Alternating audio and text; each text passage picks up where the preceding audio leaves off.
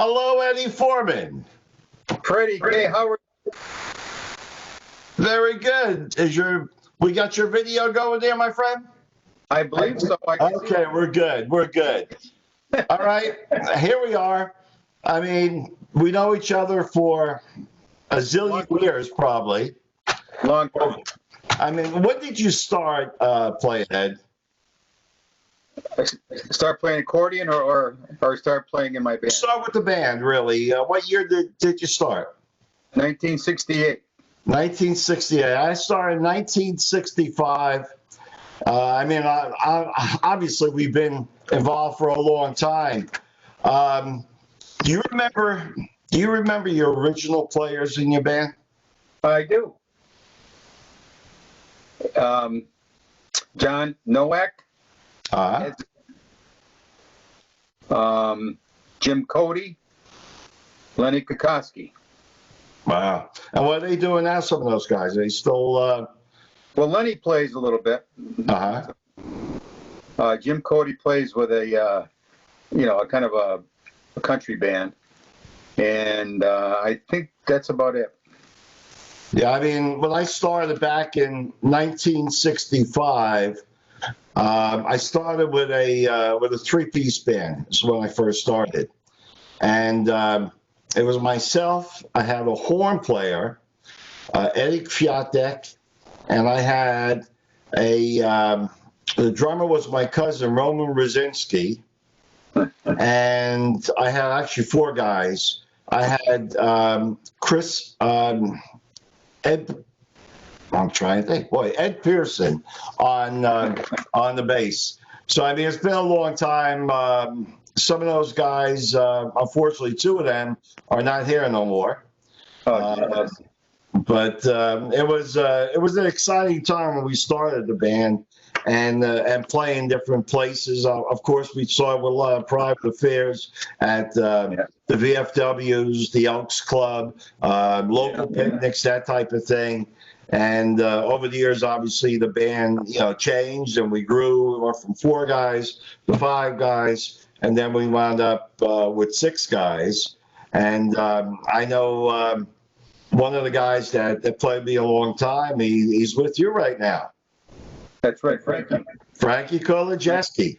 Great musician, great guy. I know him and his family very, very well. Yeah. Now, when you started, did anybody in the family play an instrument? Not really. No, I was influenced probably by my brother-in-law. My brother-in-law played accordion, and he had his own band. And that was one of the things that probably got me interested. And then my father, we belonged to the St. Adalbert's Church in Bronx, New York, and he belonged to a Kosciuszko Club, it was called. And we used to go to all the dances. They used to bring in Frank von Roski at the time and Connecticut Twins. And, I got the itch to play over the years with them. So it was great. It was really, really, really good. Now, who played with you? I mean, the guys that are playing with you now, who's been with you the longest? Bob Frederick, 22 years. Wow. It's a long time. Yeah. That's a long time. Charlie Pajak, the bass player, he's not playing much anymore, but he was with me over, I want to say probably 32 years. Right. Well, that's probably one of the reasons your band is still going and my band lasted a long time, because we had a lot of musicians that stood with us over the years. I mean, most of my guys were with me 12, 15 or more years. And, in a band, when you have the same guys together, obviously, it does work out pretty well. Yeah, it's good when you show up with the same guys all the time. Oh, there's no question. Well, the people, they know what you're going to sound like. I mean, because when they hear you, they want to hear the same sound. Today's market is a little bit different because of the, I guess probably with work and, we travel to more states. Obviously, when we first started, we all played locally. Right. It was a little bit simpler, but as years went on, as the years went by, I mean, we wound up traveling half the country to fill in the weekend all the time. Yeah. So, I mean, it was really tough nowadays to do the same thing we did years ago. And there were more musicians available to pull from at that time. Yeah. More, we had a lot more venues back then, too. Oh, yeah. Yeah, definitely. There was a lot of different places. When you first started, I mean, obviously, you played, massive New England area where you are. And I know you were playing in Jersey quite a bit, down Bayway Polish Home. Obviously, I know your wife, Carol, and the family, because we used to play for them when they had a dance group all the time. Yeah. So I guess we probably know each other, has to be 40 years? I would think so. Yeah. Yeah. Fred, what got me started in playing accordion, I started when I was 5 years old. I used to watch Lawrence Welk's show. Right. Every week. And I used to sit in my little chair in front of the TV and watch Myron Florin play. And that's how I got hooked on the accordion.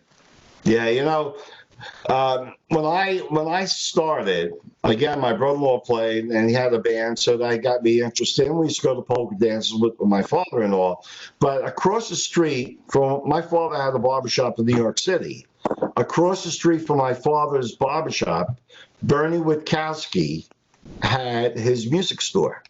Bernie Witkowski, one of the greats in the polka business, and my father knew him very well. And he was telling me I want to take accordion lessons.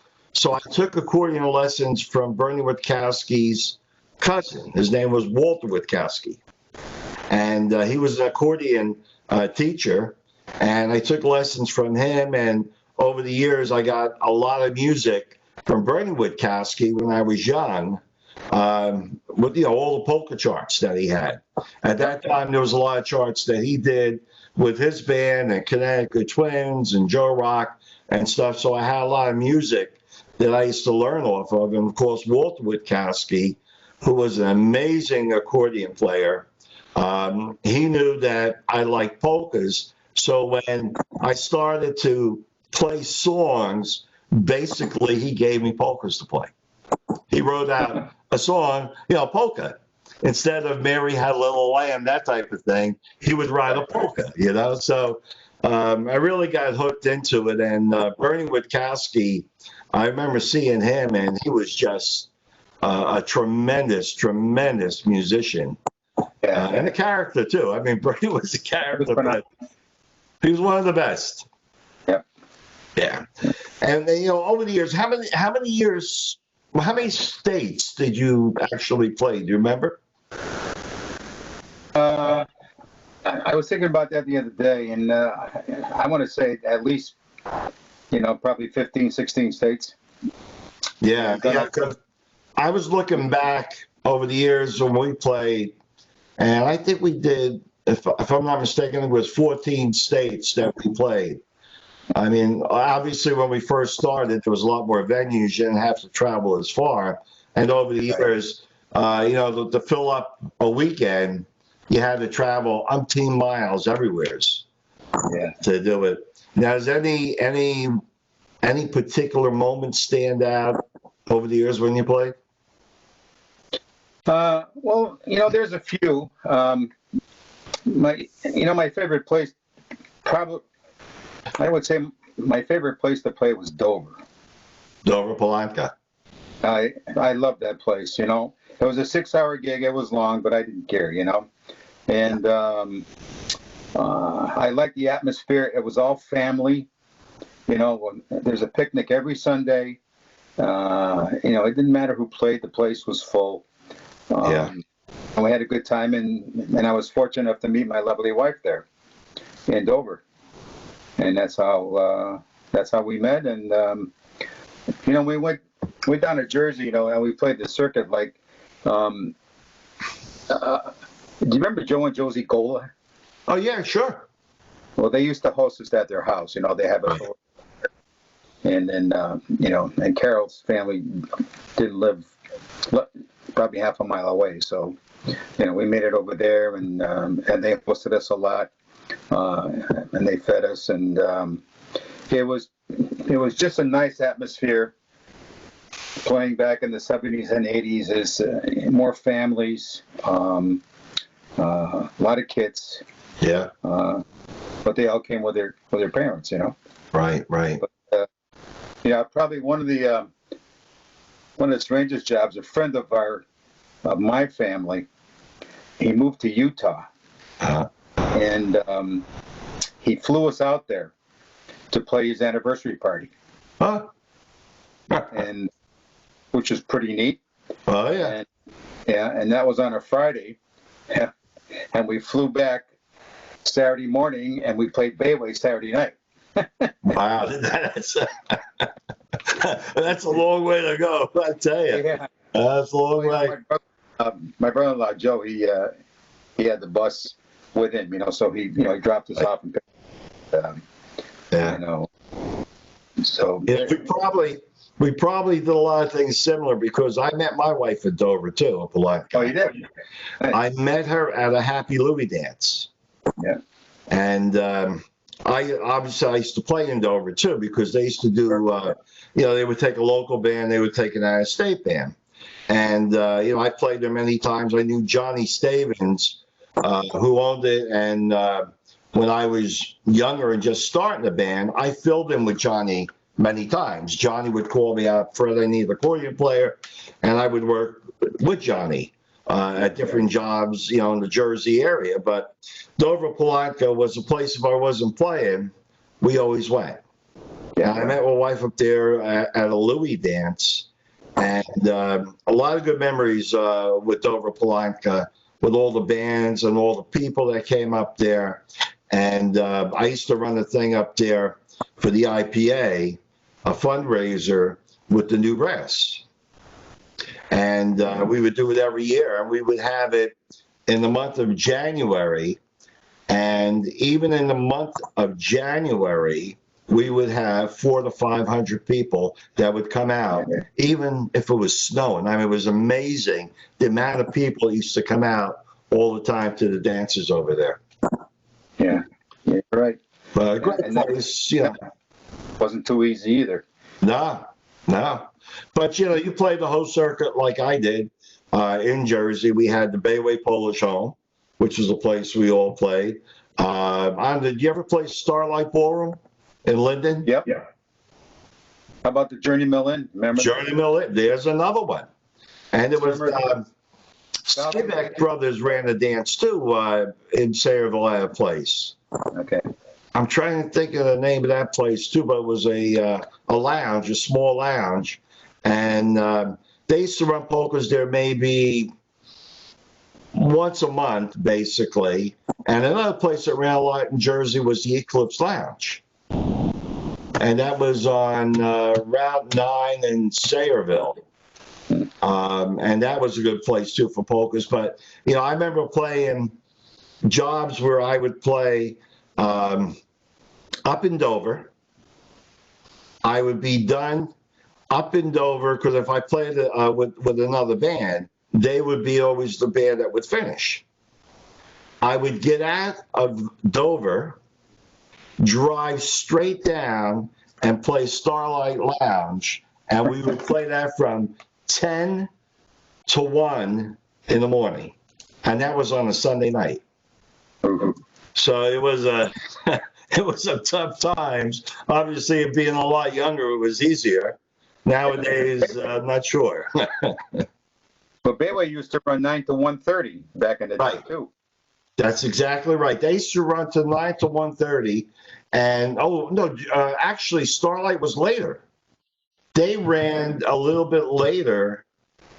No, after a while, you're right, because Bayway changed their time later on, and they went earlier.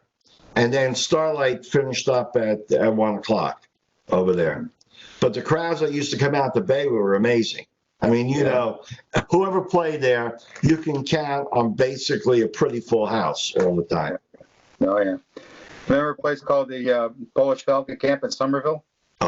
I know it very well. Yes, I do. I do. It was a tough hall to play, but the echo in that hall was rough. Big time. Yeah, yeah. I used to play there every Memorial Day weekend for a couple of years with Eddie Forman. I would be the starting band and play like I think it was like 2 to 6 or 3 to 7, and then Eddie B would come on and play, to the end of the evening. Yeah. But that was a very popular place for a while. Yeah. Yeah. Yeah, great memories there. We played a lot of places down there, but we had our share of places up here to play too. Oh yeah. Unfortunately, there's not a whole lot of them left. Yeah, well, it's things change over the years, and right now we're going through a tough time with the COVID, which is a questionable mark on where places are going to be. I don't know which place is going to be able to withstand not having anything for a long time. Right. That's tough for the bands. Yeah, I'm concerned that we might have lost a certain age group of our polka fans. That may not come back. Due to all this, they're certainly apprehensive about going. And obviously I don't blame them. They're 60 and 65 and up, and it's a tough thing. But I had 60 gigs canceled this year, so. Yeah, I know it's tough. It really is. Everybody had these things lined up. I think probably the last big affair of the year was the one we had in March up in Ludlow. Yeah, who knew that'd be the last one, huh? Yeah, I would never think about it, but it was a successful dance again. But after that, everything just pretty much shut down.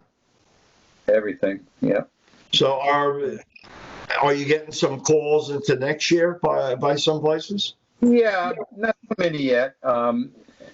Ocean Beach is going to run again. Mike Matusik is going to run right. Rehoboth, from what I understand too. So, at least they're trying, certainly. And right. I don't think I'm going to see much action until probably after the first of the year. Yeah, when we see how this runs in the wintertime, and see where, if, do we have a vaccine? Is that going to help? Are people going to take it? It's just it's a time of uncertainty. Yeah. And, not only for the polka industry, but for everybody. Yeah. So, I'm hoping that January 1st in Ludlow was a go, but there's no guarantee of that either. Well, look, we got to remain positive. Obviously, we want to see polkas go nice and strong. Yeah, I know they ran a dance recently out in the Pittsburgh area. Right. And I understand they had a pretty good turnout.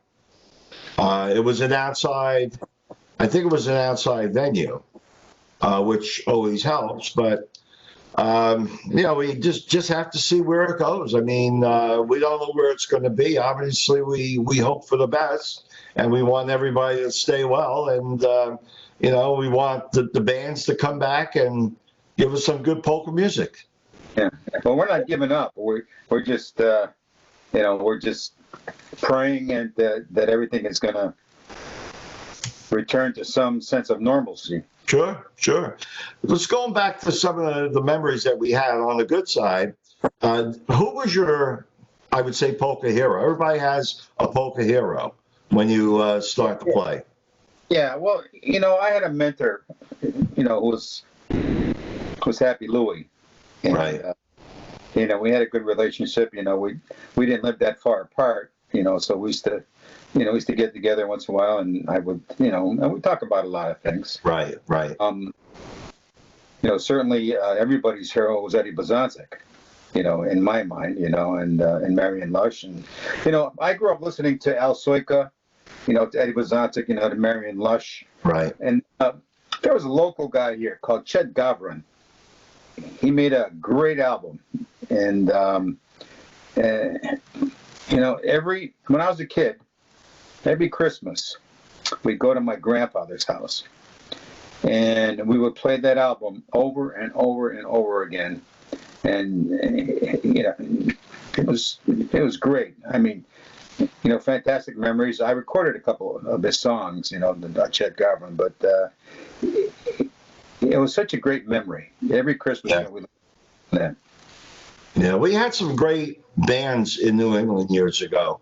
It's like, of course, Louis was amazing. Joe Rock that came out of the area. Joe Resitar was another band that came out of New England, and there were so many.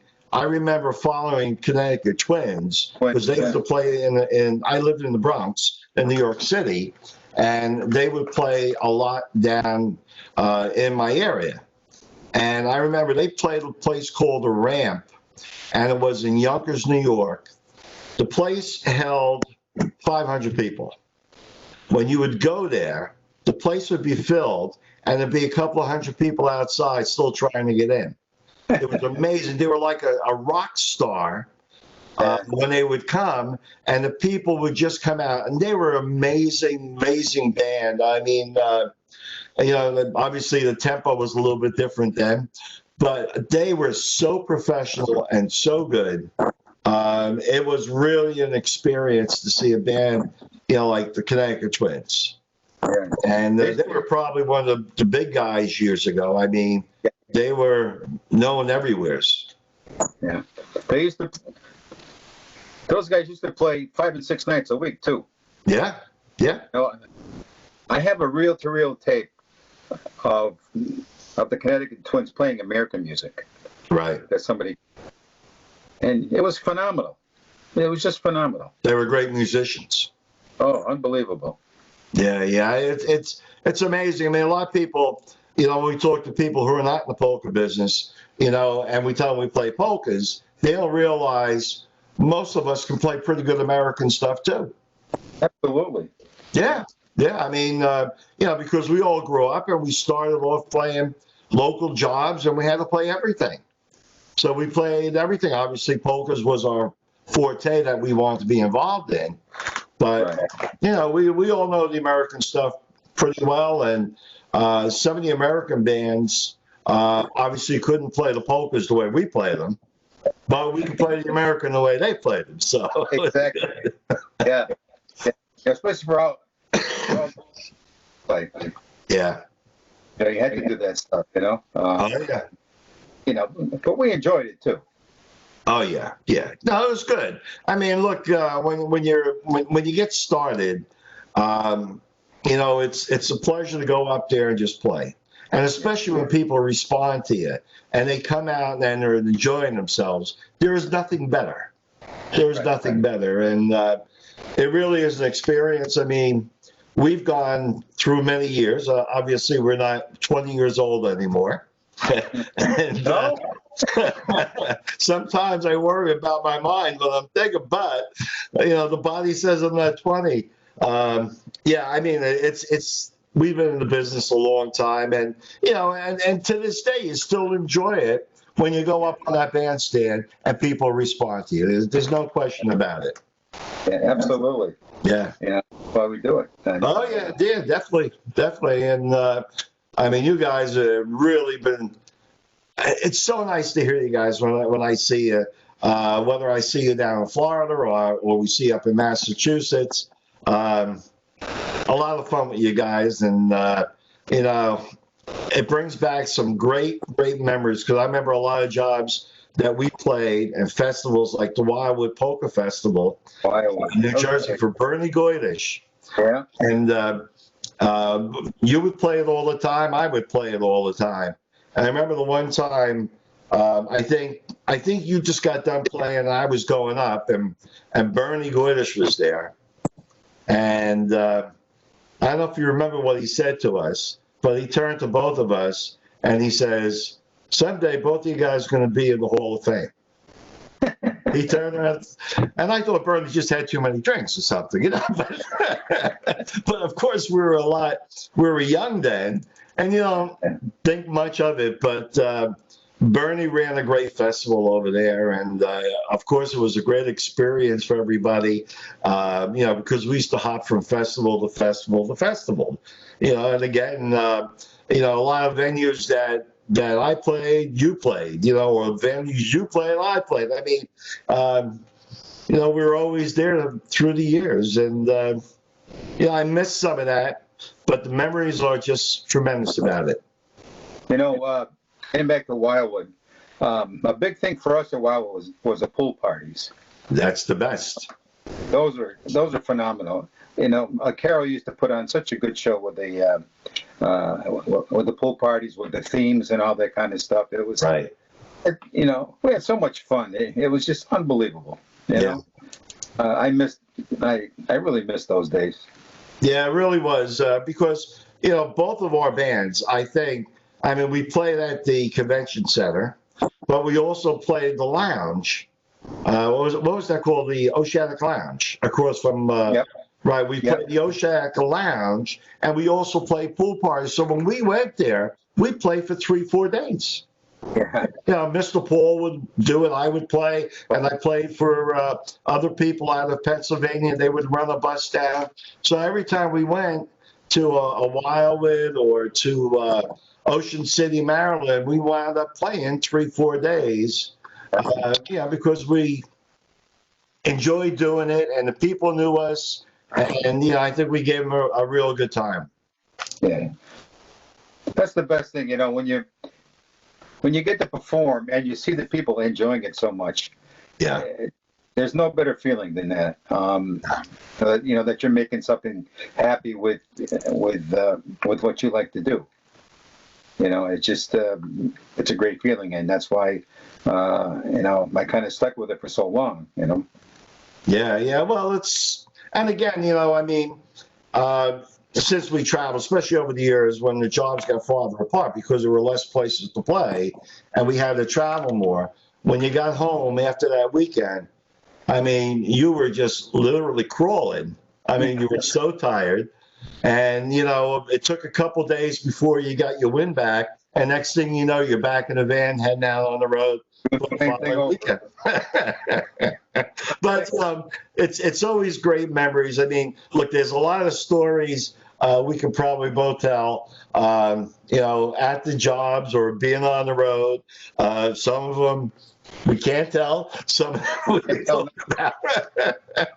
But, when you travel, the weather you hit. We were on coming out of Scranton and heading back to New Jersey, and we're in the Poconos, and we're all going up a hill. I had my van with a trailer, and we're going up, and it's very icy, but I'm moving. But the car in front of me stops. When he stops, my trailer and the van starts sliding backwards. My foot's on the brake, but there's a thin coat of ice.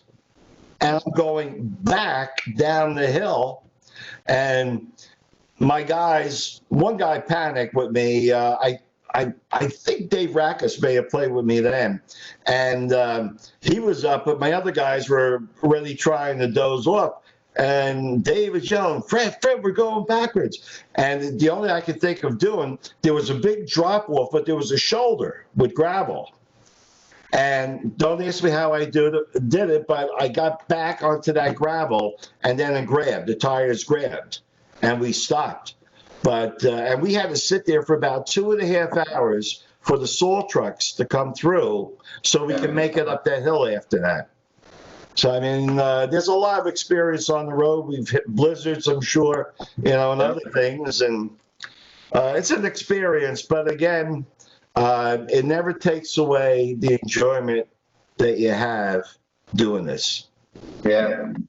When I used to have a van and a trailer, we were down in Bridgeport, Connecticut on 95, and they were doing some construction, and there was like these little humps, and we're going over the humps, and all of a sudden I see the trailer on my left side a little bit.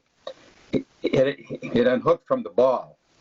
Wow. And I had chains on it, but so I said, what I do? So I slowed down, and the trailer followed me, and it ended up, we stopped right in the middle of the road, and the trailer was just right against the back of the van, so we left out there. But that was a scary.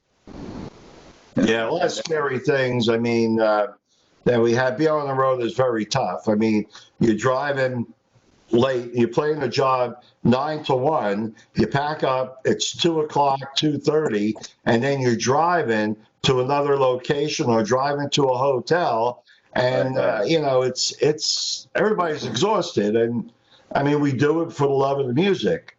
And like I said, from one place, like you played from Utah to Bayway, I did basically the same thing when I played in Michigan one year, and we're playing out there with the New Brass and a couple other bands. It was a weekend, and we got done at, I think it was 2 PM, and I had to catch a plane.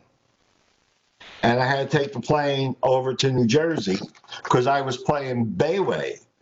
So I had to get some guys from Michigan to play with me because I couldn't bring my whole band out there and fly us all back and make it all work. So I used a couple of guys out in Michigan, and 1 or 2 of my guys flew back with me when we met the other guys in Jersey at Bayway. They set up all my equipment because I was using somebody else's equipment out there. But I'm thinking the stuff that we did just to play and get out there in front of the people, it was quite an experience.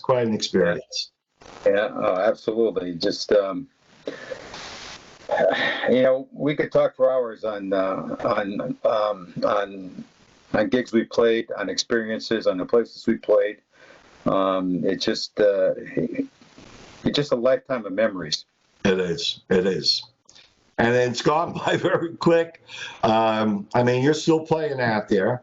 I retired back in 2000 after 34. Yeah, I played 35 consecutive years.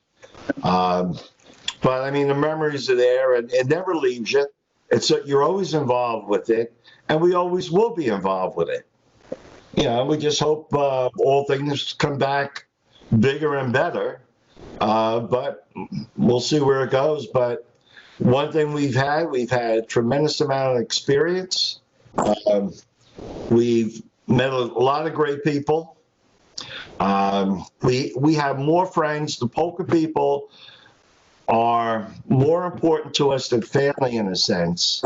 If something comes up, the Polka people take care of you. They are. There is nothing that you can say how great it is to have all these people in our lives. And, we appreciate them because we know they come all the way out to see us no matter where we performed. So, I mean, again, it's a wonderful experience. And again, Eddie, you're a great guy. I've known you for so many, many years. And it really has been my pleasure knowing you and, Carol and her family and all the guys in your band. Well, same here, Fred. I mean, like you say, it is a polka family. I mean, everybody, for the most part, I think gets along very well. And like I talked about the Bayway days. I mean the Dover days. With families. I mean, those are such great things that happen. But I want to thank you for chatting here, and I thank the IPA for the invitation, and I certainly would like to thank all the polka fans out there who have come to see me play the last 52 years, and let's hope it keeps going. Well, I hope so. And again, it's my pleasure, and hopefully we'll see each other very soon. I'm sure we will. All right, my friend. Have a good evening. Thanks. Dobranoc. Dobranoc. Take care now.